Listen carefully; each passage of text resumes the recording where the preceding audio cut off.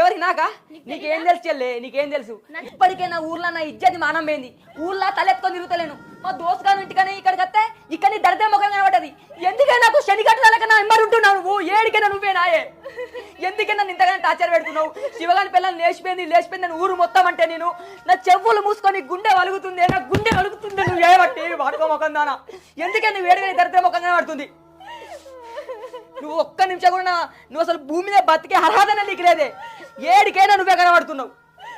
నా ఊర్లో నాకు ఎంత బాధ అనిపించినా నేను ఇంట్లోకి వెళ్ళకుండా బాధపడకుండా ఇంట్లుంటే మా దోస్తుల దగ్గరికి పోదామంటే మళ్ళీ ఎదురుగా నువ్వే అయినావు. ఎట్లా బతకబుద్ధి అవుతుంది? నీది ఒక బతికే నాయే. నువ్వు బతికి వేస్ట్ అయినది.